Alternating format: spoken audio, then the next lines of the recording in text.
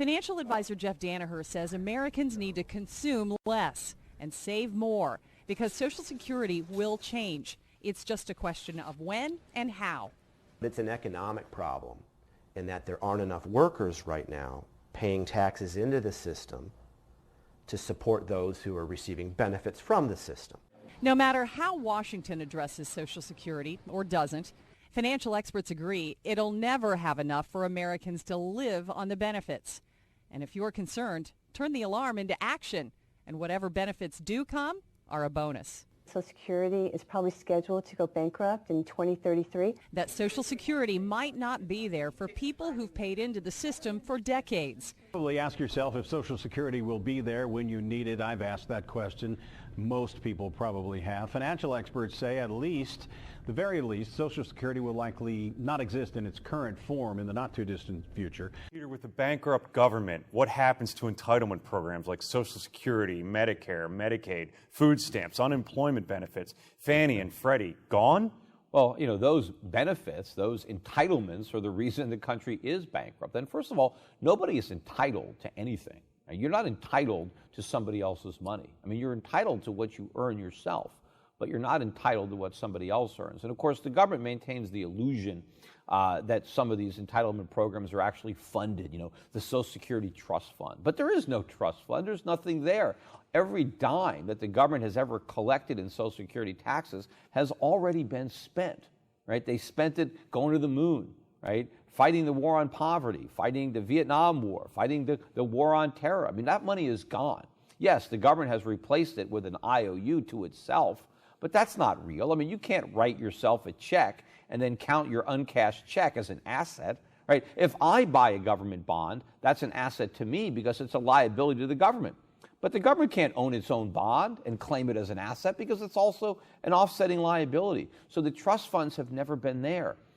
The entitlement programs are run based on the same principles as a Ponzi scheme. That's all it is.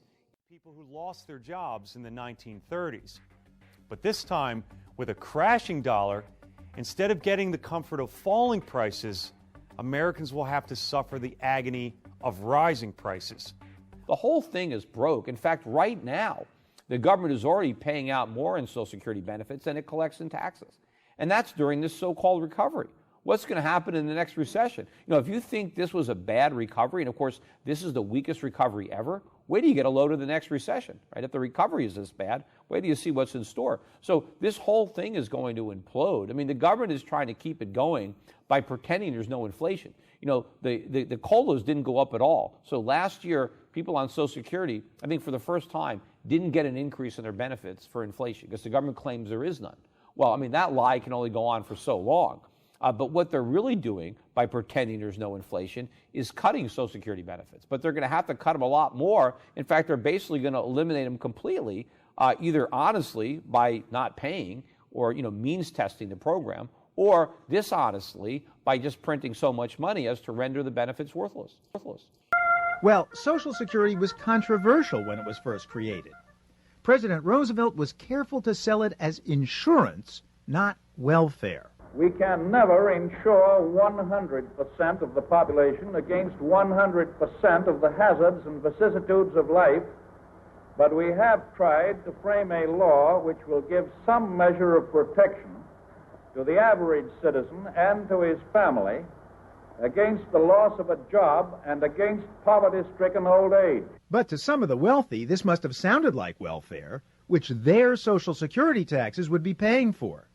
To get them on board, an upper limit was placed on income subject to the Social Security tax. Actions just taken have now moved the day of reckoning even closer. The likelihood of a system-wide failure over the next 12 months is very real.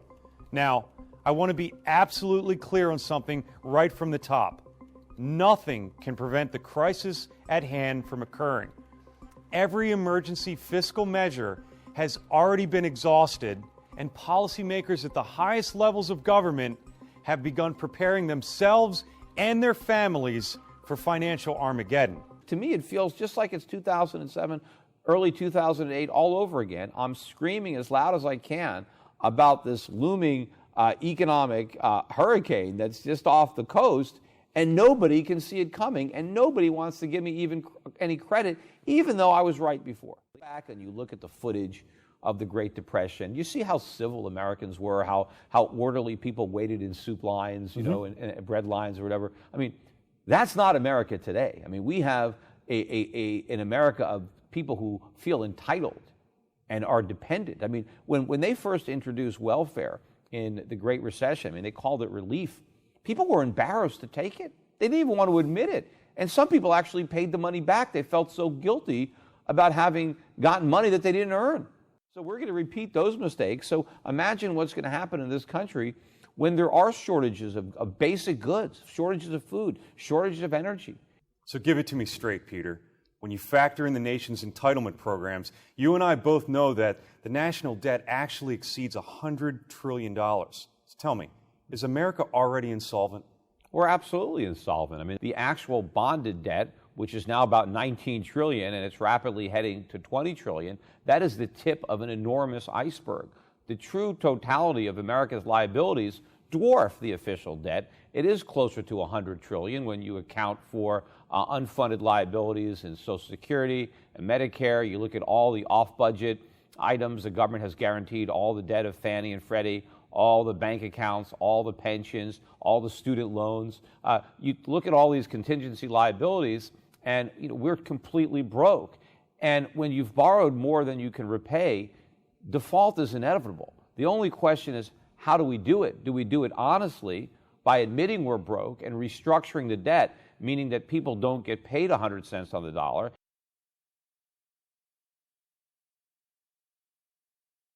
Including people who are expecting to get Social Security checks or government pensions, being told that they're not going to get what they were promised because the country is too broke to afford it, or are politicians going to try to paper over their inability to pay with a printing press? Is the Federal Reserve going to monetize all this debt? Are they going to print all this money? And I believe that it's going to be the latter. I think that that is exactly what they're going to do. They've laid a foundation for it. In fact, they call it quantitative easing as if it's a good thing.